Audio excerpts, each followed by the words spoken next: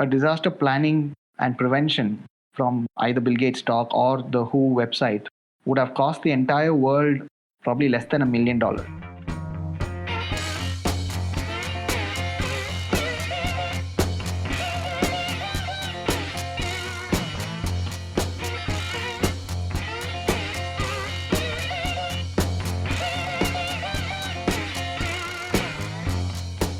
This is part 2 of our talk with Wasim, the very first Founders Voyage. Today's talk has been dubbed Medical Think Tank Discussion. Opening our talk today is fellow Bootcamp alumni, Wasim Mohideen. Wasim is a physician. He's the co-founder of Techmed, India's first hospital lab management company. Techmed has established more than 80 labs across India, Sri Lanka, and Nigeria. Wasim began working on his next venture, a digital health platform that he aims to launch by the end of 2020. Wasim has extensive medical qualifications and continues to practice preventative and wellness medicine. Thank you so much for being with us, Wasim, and the floor is yours. Dorian's just asking about multiple strains. So is there reason to believe at the moment that, if the virus mutates, there is a chance the antibodies for COVID-19 will not work on the mutation? How stable, do we know how stable COVID-19 in the context of getting back to work after getting cured and having sufficient antibodies? Do we know how stable it is? No, we are very early for that because the number of cured patients are only about 200,000 spread all over the world. The demographics need to get matched. So we don't have an answer for it. But going by past experience with coronavirus, because so the coronavirus breeze past you, you may not even have, it's just that your body just fought it off, mutate enough, have weak antibodies because you didn't really get the virus full-fledged. So all of these are unanswered questions. Hopefully we'll have answers. Currently we don't know if the virus mutates, which strain you got, and whether the antibody to one strain give you cross. Usually it does. If you have a common cold or if you have a H1, you not get the common cold immediately. Usually it does, but these are open questions because we don't have. Okay, thank you. Chris wants to understand how to be ready for the massive outbreak if it's going to happen in India for COVID-19. Okay, so the problem, again, I'm reiterating that even if the outbreak is massive, we need to focus on treating the people who need the healthcare. At that point, I think testing is going to be pointless because, okay, you tested, I'm positive, now what? I have mild symptoms and I'm just going to go my day. Are you going to quarantine me for 28 days every week now that you know that I'm positive? The minute I step out of my house and I go to work, and then you realize that, hey, somebody at your work was tested positive. So quarantine you again for 28. And that happens every 28 days, the whole year you're at home. So once the community spread starts to happen, once you reach stage 3, testing and quarantining are going to have much less effect. The focus then needs to shift. Every resource needs to shift to treating the people who need the healthcare, not people who are infected, people who are infected and have a severe form of. So instead of going around and testing everybody, yes, you're positive, you may have it. Let's not even test you. And if you need the ICU, let's hope that we have ICU. And that's what India is doing right now, is to get the beds and isolation wards ready. Hopefully, let's hope that strategy works. But going around and testing everybody is not going to be practical.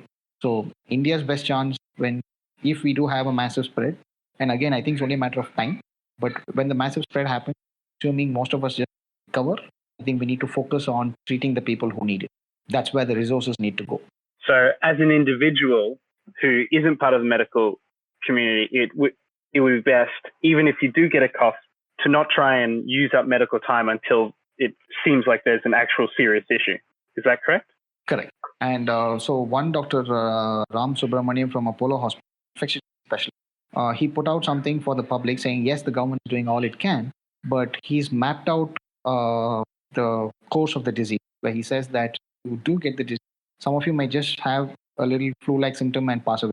And some of you might actually have a cough and fever. And for about the fifth and sixth days is when you would feel a lot more body pain. And he says that from his study of the pattern, the virus, that on the seventh and eighth day is going to be critical. If you think, he says, by the fourth and fifth and sixth days, you've been sick. By the seventh day, you will know if you're getting better. You would start to feel slightly, or you would worsen and you would start having your cough. He says that for the first 4 or 5 days, even in the hospital, there's nothing much. So he believes that this is the direction to take, and I concur. So I think if we start having so right now the focus is to prevent this, and therefore all of this lockdown. But once we reach the community stage, that may not be a bad strategy. He's a very, very senior doctor, and I trust what he says, that if you get the disease, stay at home. Don't overwhelm the system, because that is what is causing deaths. Overwhelming. Stay at home. Start having severe symptoms. Fever that's not going. You're not able to breathe. Shortness of breath. Come and get yourself. I think that's the strategy India will take once we have. But it's too early to. Again, like I said, we don't know where the political and other things are going to come into play. Medically, that would be the right thing. Thank you. Andrew's just asked, that's the challenge, or just said, that's the challenge with the stealth transmission. You may not get affected or sick, but you end up becoming a super spreader. I feel like at the point where it's a massive outbreak, being a super spreader isn't a concern anymore, because everyone's already sort of going to get it. Is that accurate? That's so. The super spreader issues in pandemics happen when you're the index patient, and you're doing it in a country. So when you go from one place to another which doesn't have the virus, and you're now spreading it all over the world, that's where you as a spreader become a problem. But in a community of 100,000 people, if there are 40,000 people who are super spreaders, it's very difficult to be able to contain all 40,000. And it may not be a wise medical. So super spreader issue happens if there are few super spreaders who are infecting everybody. But if 5-10% of the population become super spreader, then you're better off treating people, because what the super spreaders are going to do, they're going to infect more people. Who, if they didn't get it from this super spreader, is going to get it from some other, or some other non-super spreader, some other family member. So, all right, thank you so much. Thank you very much for your time and your comprehensive talk with everyone. I think, there is another question. Question from Nancy. In the US, we are only testing people who are presenting symptoms. In your opinion, is this a wasted effort? Okay, so again, I don't have the data entirely for the US. One of my friends actually succumbed to the friend is Quentin. He owns a restaurant in India, best chefs India has ever. He succumbed to. So in the US, testing when people have symptoms, currently it appears that because death rate is very small, and to get there you needed to test all of them. But down the line, it may start becoming. Right now, it's not a wasted effort, because it is helping to understand the life cycle of the disease itself. Right now, it's great where it is, because testing more people, you're able to understand how many of people who are tested, where it. Right now, it's not wasted effort.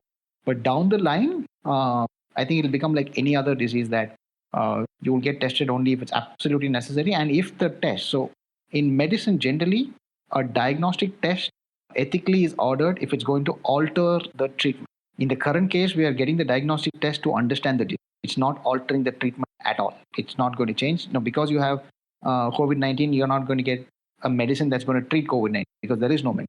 So I think down the line, it'll fall into every other diagnostic practice, which says that you will test if the outcome of the test, whether positive or negative, is going to change the methodology of treatment. Currently, it's being done for demographics to understand the disease. Down the line, it will, I believe so. I believe it will become like every other diagnosis, done only when it's going to alter. So I really appreciate you answering all of our questions. I think this is just a time when there's just a million questions. And I appreciate too that while you have so much knowledge, you're very apt to say when you don't have the complete picture. So rather than just, continue to rattle questions your way, I'd kind of like to open it to more of a group discussion. There are just so many angles that we can approach this pandemic from. And personally, I get a little overwhelmed by it at times.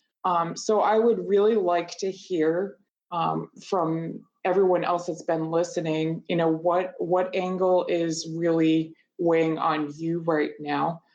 Where do you think, because each of us only has so much attention, resources, and effort, what do you want to see attacked right now? So you can either type in the chat box or you could just unmute yourself. I can type that question in the chat box too, in case anyone can't hear me.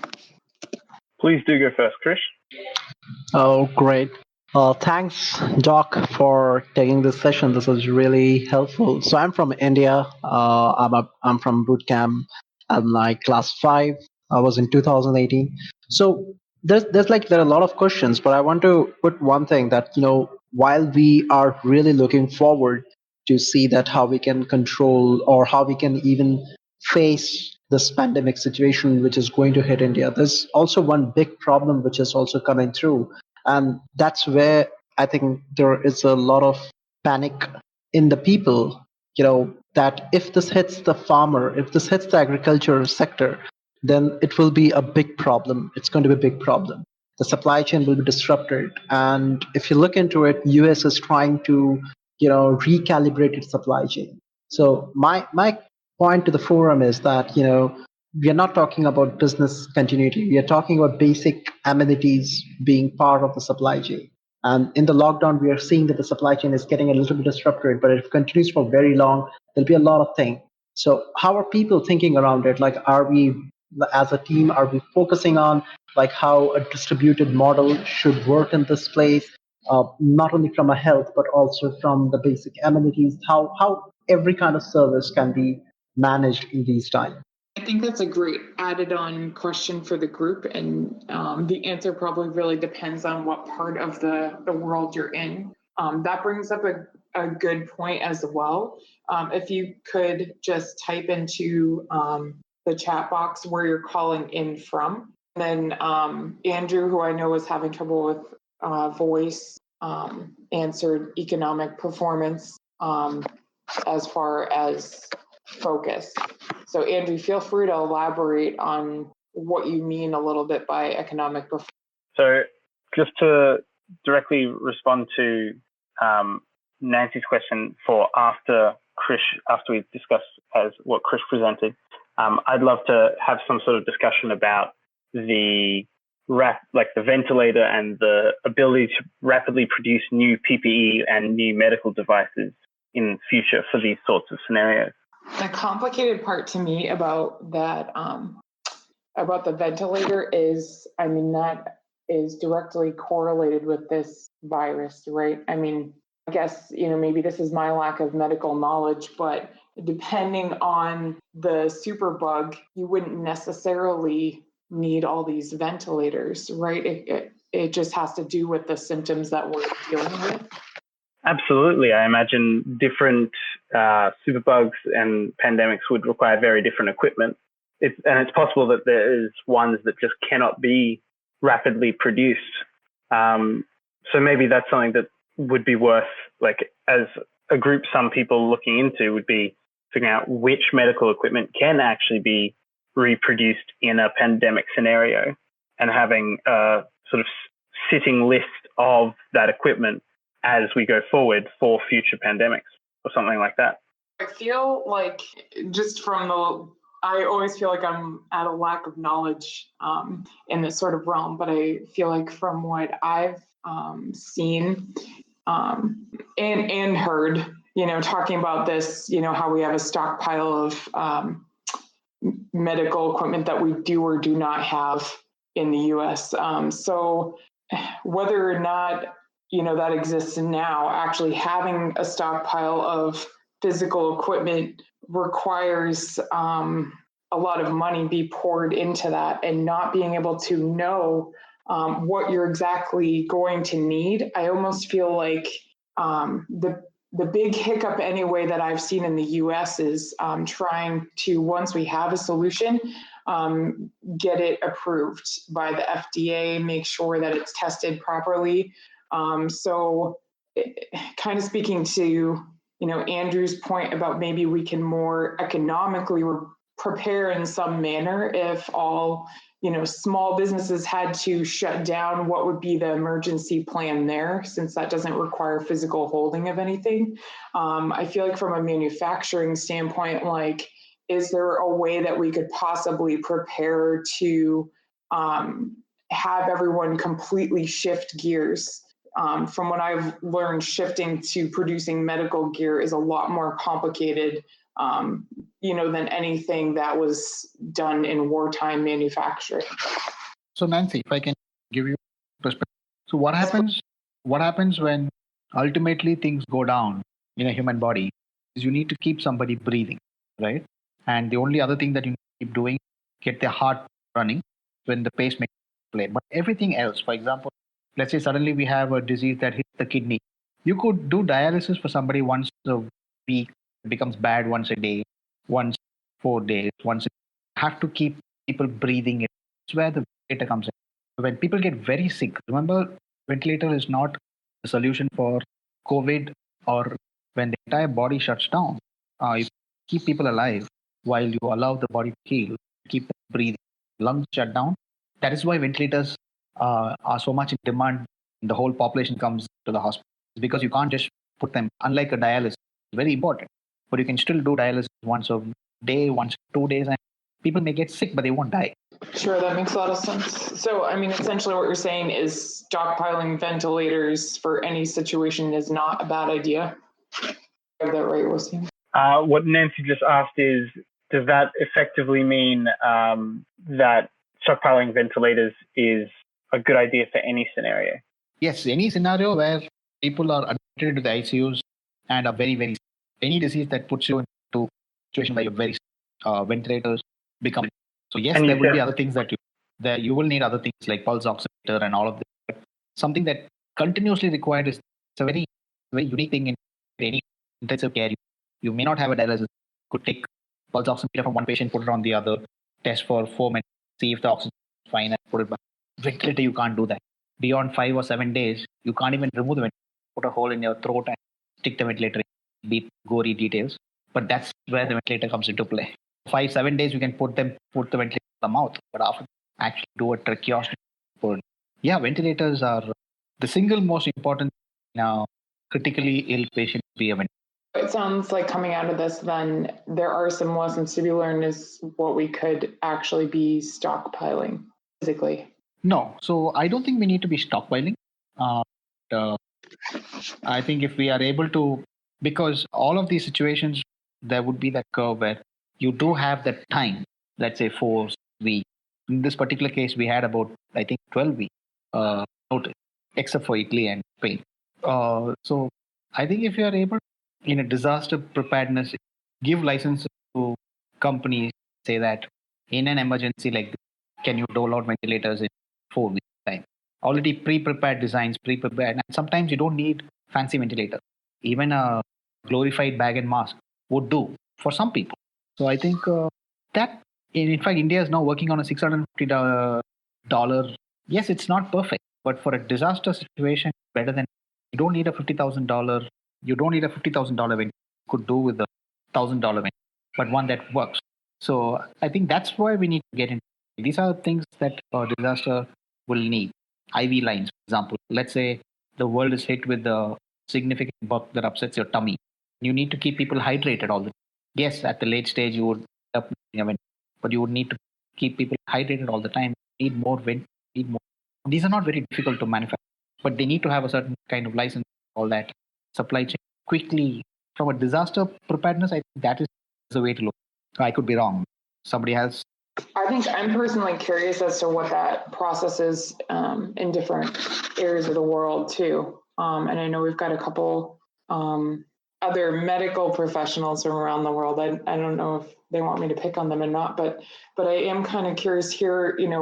We have certain regulations that things have to go through. Is there a faster sort of appeal process that anyone is aware of in their section of the world that maybe should be implemented more globally for situations like this? I'm not trying to imply that equipment shouldn't be properly tested, but just that there are a lot of hoops for companies to jump through in the US right now that are trying to produce things that are definitely slowing the process down.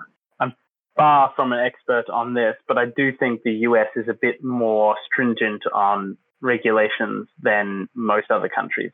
But I'm guessing that you're saying that potentially you're asking if there is anywhere else a pandemic scenario exception sort of thing. Is that correct? Yes, essentially. What is the process that you would go through in India, Wasim? Yeah, so India has different certificates. A lot of times, company has approval. They would get through the manufacturer device approval. But also because a lot of times, it's like your seatbelt requirement and your airbag requirement is really different. No point in having American regulation in India where typically your speed in the village is going to be 20 kilometers per hour. Sometimes okay, not to, that way cars become more expensive, depriving the opportunity somebody else, small risk that they crash. But if you're traveling 40 miles per hour, American airbags are important. So I think every country will have to have their regulations that way. And maybe one of the ways to do that would be a staggered license plan. I think that's important, especially where you say that a tertiary hospital is going to have cannot have $600, $1,000. That makes driven. But if you're going to have prime tier 2, tier 3, it may not be a bad idea to allow them to have a lower quality, fewer bells and long as it does the basic. That priority then is to not to have 100% output all the time, but to ensure that you're stuck in a situation like this.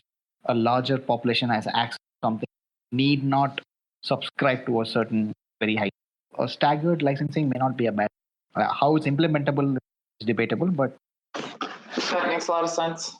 Just to shift gears slightly back to Andrew's comment, what ideas does everyone have about how we could, I don't want to say get back to economic normalcy, but establish a new normal, perhaps? Because, I think most of us are in a situation where we have seen the effect on small business and business in general. So where do you envision this going if we had a perfect future coming out of this? So that's a question for the whole group, not for Wasim. Yeah, in regards to this, I also want you guys to consider the other approach of mediating COVID, which is tracking and things that other countries did so far, such as South Korea and Singapore.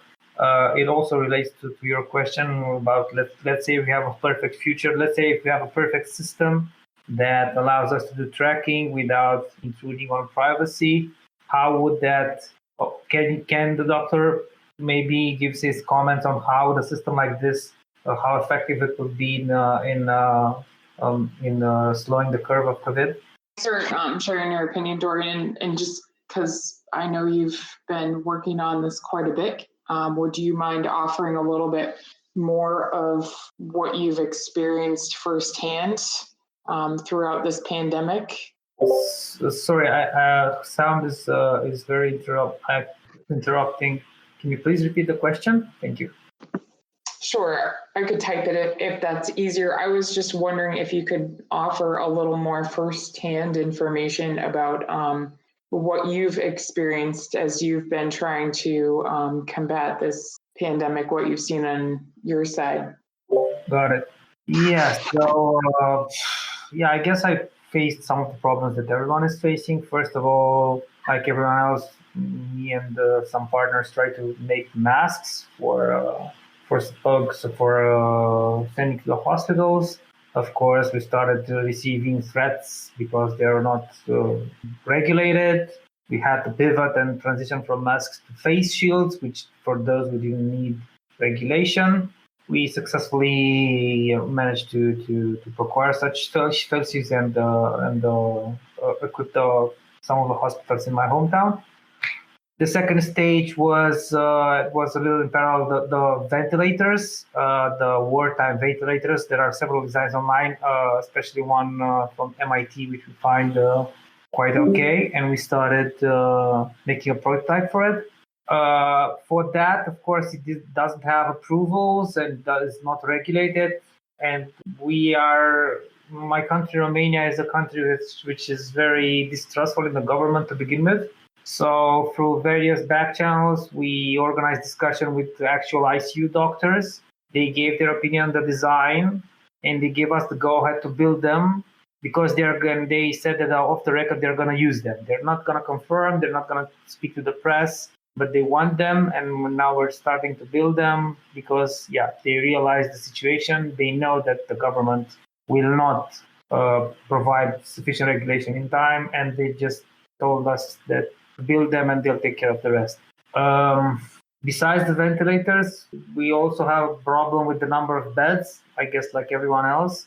Even if at this point, the number of estimated ventilators are going to be more than the number of beds available. So right now we're in discussion with political partners from the city hall to evaluate certain spaces of land where we can install tents. We have designs for tents that provide some type of isolation. We're not at the stage of building the tents yet, but we're just in discussions to evaluate where we can do that. So we're talking stadiums. These are pretty good candidates because they have power and utilities already set. Hopefully we're not going to be needing them, but the quite probable scenario is that we are going to need them. So we're exploring that avenue as well. But the biggest disappointment I have is with the tracking solution that I see nobody implements, especially in my country, but worldwide nonetheless. So it's, in my opinion, and the facts have proven is that tracking used efficiently definitely helps a lot in mitigating this pandemic. So we're talking South Korea, where at first they didn't use tracking, and patient 31 was able to infect. And now the numbers say that patient infected it's possible for 80% of the cases in South Korea. And since they implemented tracking, the daily cases dropped dramatically, where they're in the double digits, so which is cool. Singapore implemented tracking from the beginning. And I'm curious why other countries aren't doing it, because this is by far proven. I mean, if you're into computer science, it's pretty obvious how things work, or into like a STEM subject. But even if you're not, you just look at what other countries did, and it's quite obvious that this works. And it's not clear to me at this point why the world doesn't implement it. In Romania, I've been very, very active in this space. I've created presentations for the MIT app. I've been in touch with 2 senators from the National Security Committee. Today, one of them replied that they managed to push it to the Ministry of Health, to an advisor of the Ministry of Health, and they're investigating it. Unfortunately, in my particular case, my country, the reply is that our Secret Service knew already of the app. This is a reply from the senator. So they knew about the app, but they have some issues with it, which basically means they want to monetize it because there's no issue wrong with the app. It's public code and it works. So I'm disappointed locally from my government because they want to monetize it, and that's why they don't implement it. But I'm also disappointed globally that there's not enough conversation and not enough not enough implementation, because the proof is there on this tracking mechanism. And for you that don't know how tracking works, I'm going to just provide a brief explanation. So basically, you record on your own phone. You have the locations enabled. You just record wherever you go. It's stored locally on your phone. And in case you feel sick and you get to go to the hospital and get tested, at the hospital, usually everywhere, you're going to have what's called an epidemiologic interview. which basically they ask you, hey, where have you been in the last 14 days? Who have you spoken to? And this procedure, if done just orally, of course, it's very inaccurate because it's very hard to remember where you've been in the last 14 days and who you've met. This way, if you have this app, you can at least look at the trail and provide much detailed information of where you were. But also, the particular app that MIT made allows you to centralize all this information anonymously, and other people that use the app and had interactions with your trail in the past will get notification that they were intersected with a person that has COVID, so they can present themselves to the hospital and take a test. And this allows very, very efficient way to isolate possible new cases and avoid the patient 31 scenario from happening. Yeah, so I'm quite shocked and why this doesn't happen on a larger scale, especially in countries like US who have the technology, and yeah, not only US. Yeah, this is still a little, I don't get it. So as far as things go, this is what I have to say in regards to this so far. Thanks. Dorian, I really appreciate you sharing your viewpoint because I do feel like you've been living and breathing the issues surrounding this quite a bit. I think you make a really good point about tracking. I mean, Andrew's saying regarding tracking, you don't have the infrastructure and political will, and of course, privacy, fear of tech. Personally, Andrew, I would say, like, do you think that areas have all of those issues or separate areas have those issues? Because I mean, I agree with Dorian that here in the US, we definitely have the infrastructure to do it.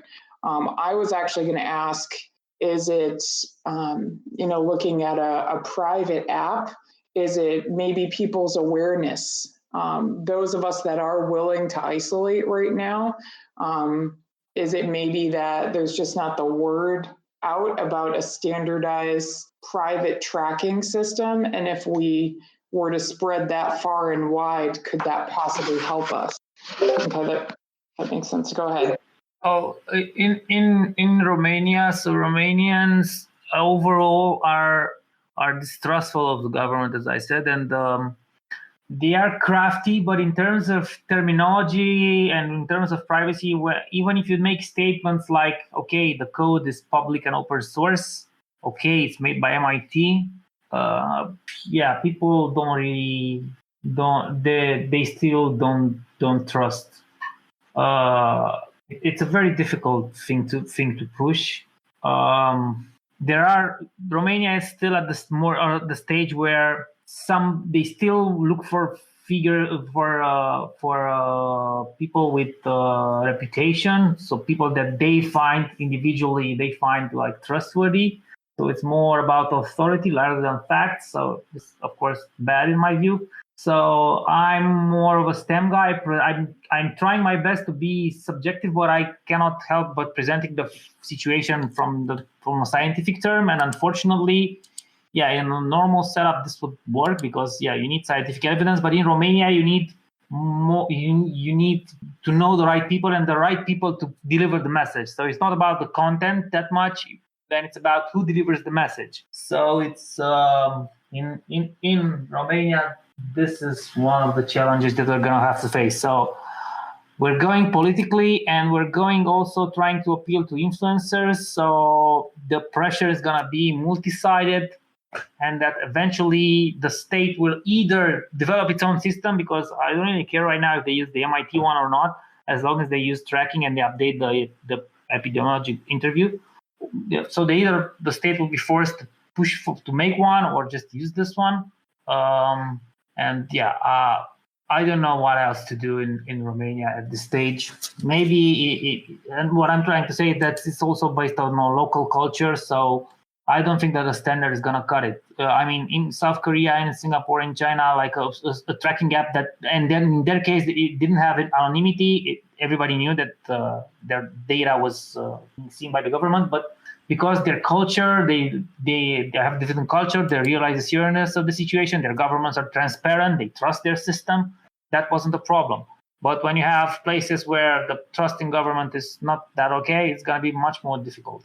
Not definitely a one-size-fits-all solution, in my view. I very much agree with you. So I was just typing to Andrew too, because he was agreeing with you, Dorian. The fear of technology, people's fear that their privacy will be invaded, and that people are distrustful. I am a big advocate of you just have to find the right angle to approach someone from to help them see the light. And I'm not saying that that always works, but is there an angle maybe where we could personify, if you will, the good of humanity for people, where they would be open to using some sort of standardized solution? And I saying standardized solution because I think I would feel more comfortable if I knew that the app was being put out by, say, like a nonprofit, rather than the government.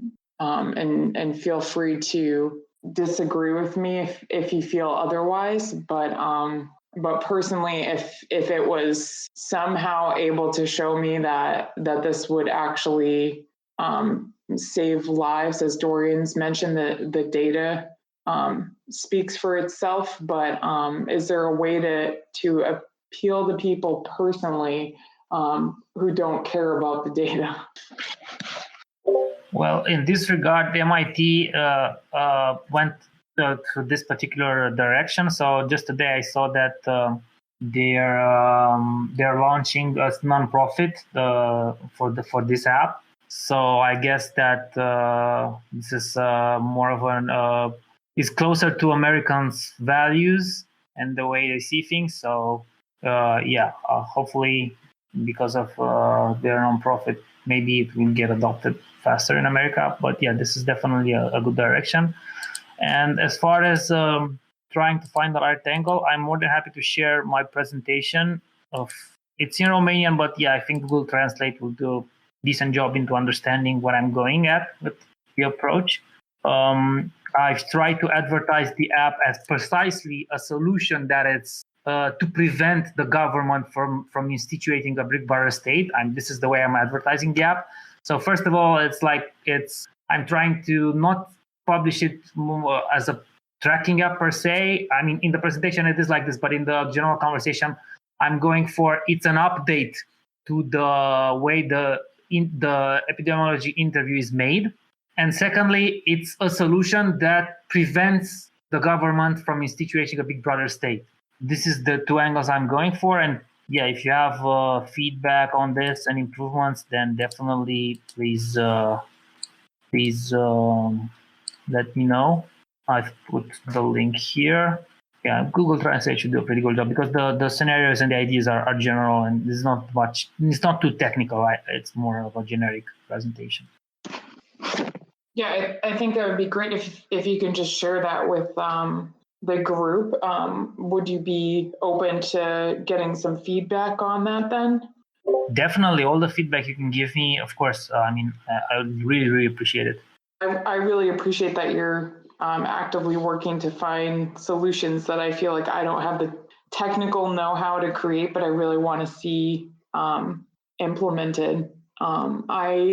I'm just looking at Andrew's answer, but I personally feel like it would be worth a try, trying to build people's trust with some sort of outside solution for this, rather than trying to jump through hoops with different governments to implement tracking. Like, this actually seems like something that would be doable. So I guess my question to you, Dorian, is what would be needed to make it accurate? How many people would have to start using it? This is a tough question to answer because honestly, this the way tracking has been implemented, the way it has been implemented successfully, it actually took more than the app. It took several other tracking measures that South Korea implemented, corroborated heavy testing, of course. For me, the way I see going forward with an app like this is you would implement it, you would see some results which will be noticeable. You will then confirm a trend that tracking works. And because of this, more tracking measures will be implemented. Because on its own, it's still, if everybody used it, I still think it's not enough for the current stage that the pandemic is at in Romania and other places. So, but coming back to your question, how many exactly numbers? I cannot answer.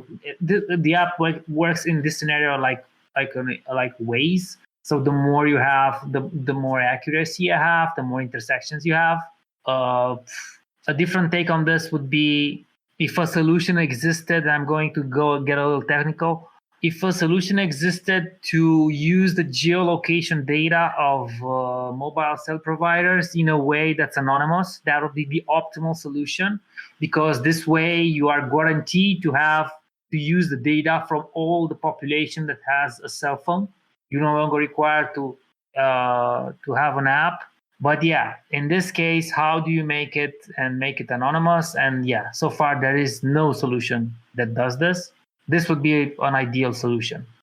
I'm not sure if I answered your question precisely what you wanted to know, but I'm trying my best just to give an overview of how tracking the limits and what it can bring.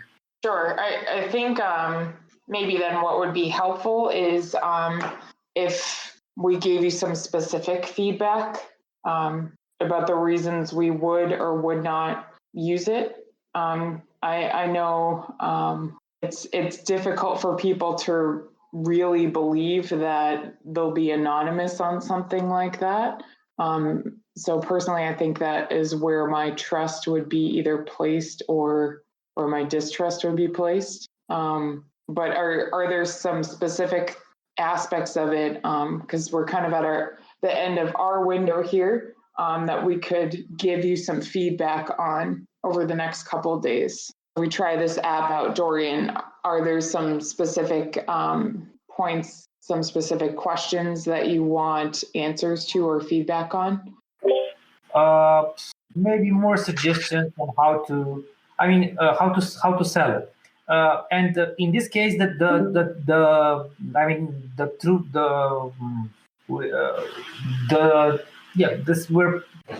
the app is actually doing what it says it's doing. It's provable that it's anonymous, so we're in the right, so to speak. So when you're in the right, you have a situation where you're in the right. What more can you do with it to prove your point? What suggestion is particular to this? How all the extra steps and extra angles you try to make the app look or make so that it can be more easily accepted, provided that you're in the right. So because it's provable that you're in the right. Okay. I mean, there's definitely a lot more, discussion we could have surrounding healthcare, surrounding COVID-19, even just surrounding the solution that you're proposing.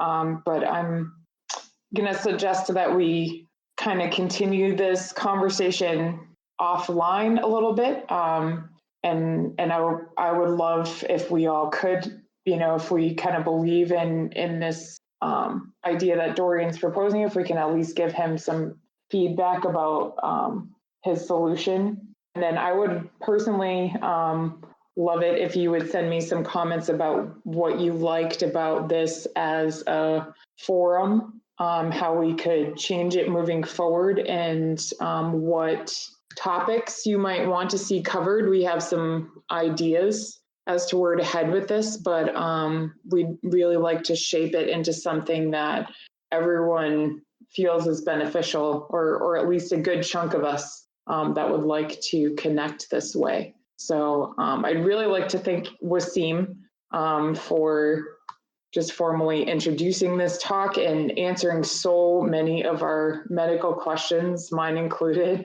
and Spencer for figuring out all the technical aspects of this.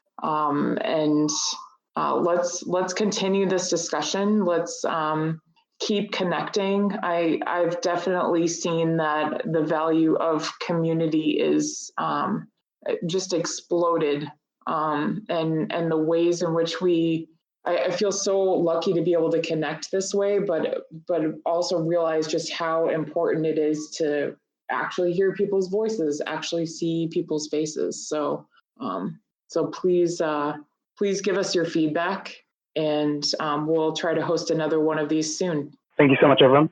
And have a wonderful day or evening or morning. Take care.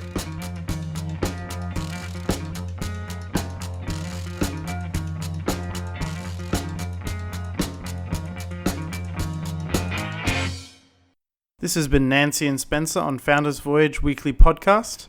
Our speaker each week can be reached through our Discord server. Our intro and outro music is from the song Something for Nothing by Reverend Peyton's Big Damn Band. We'll be back again next week for another episode. Until then, have a great day and continue your voyage.